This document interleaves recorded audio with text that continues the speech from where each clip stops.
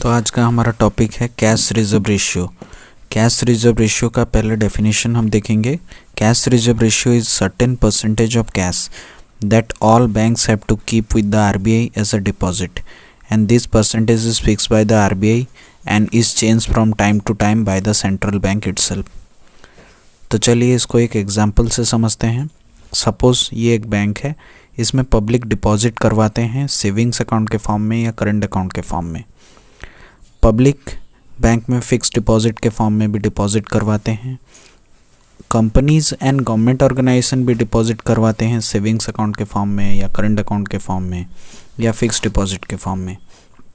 एक दिन में जितने भी डिपॉजिट्स होते हैं सेविंग्स अकाउंट या करंट अकाउंट या फिक्स्ड डिपॉजिट के फॉर्म में, उसको हम net demand and time liabilities बोलते हैं। डिमांड लायबिलिटीज़ का मतलब होता है सेविंग्स अकाउंट और करंट अकाउंट, जिसमें से हम ऑन डिमांड पैसा निकाल सकते हैं, जब हम चाहे तब हम पैसा निकाल सकते हैं।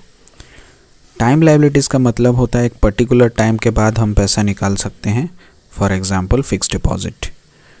सपोज़ एक दिन का एनडीटीएल एक बैंक का 1000 करोड़ है, तो सवाल ये है कि क्या 1000 करोड़ को हम लोन पे दे सकते हैं? इसका आंसर है नहीं दे सकते।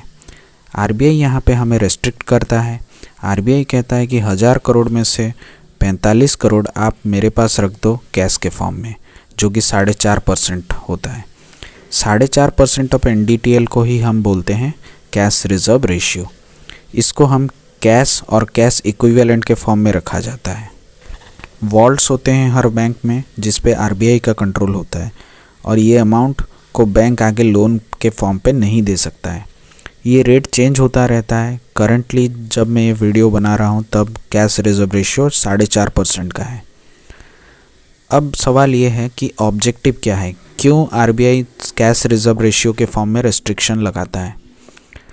तो कैश रिजर्व रेशियो के द्वारा आरबीआई इन्फ्लेशन को कंट्रोल करता है।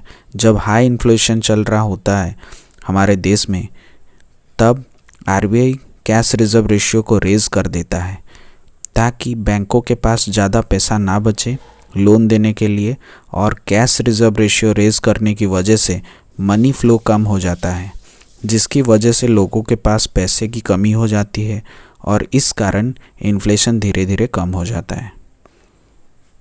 तो मैं उम्मीद करता हूँ कि आपको कैश रिजर्व रेशियो के बारे में समझ में आया होगा।